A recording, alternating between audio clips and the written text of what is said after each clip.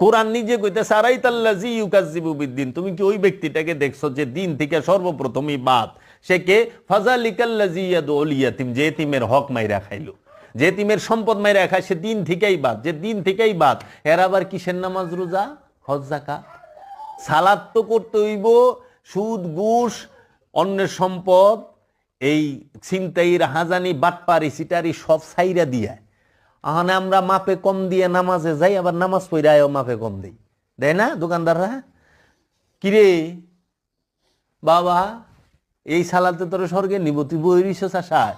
এখন আমার ওয়াজ কেউ ভাল লাগবো না, এই ওয়াজ ওই যে মোল্লায় যেটা, কারণ হের পক্ষে গেলে ওই সময় হের একটু ভাল লাগবো, কারণ পক্ষে আইছে তো।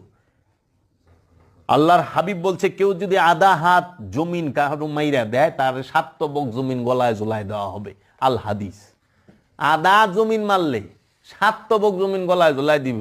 আর তুমি তো পুরা পাখি গিলা হালাইছ, পাখির পাখি গিলা হালাইছ, তোমার কি হইব গো বাপু?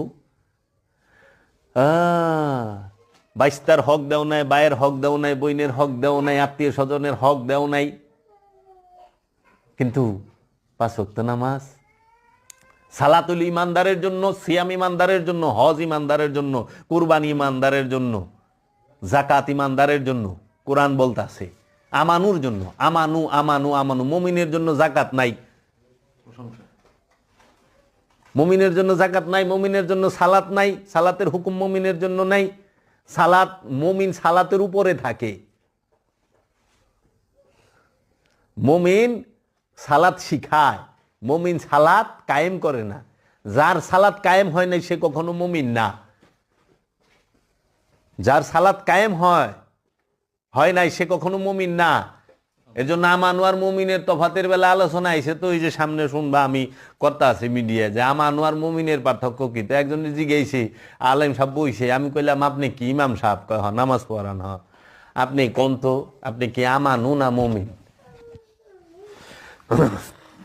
লড়াছড়াদা বইছে তো কয় আমি তো একজন আমানু। আমি বললাম ও, তা আপনি ইমামতি করেন কে?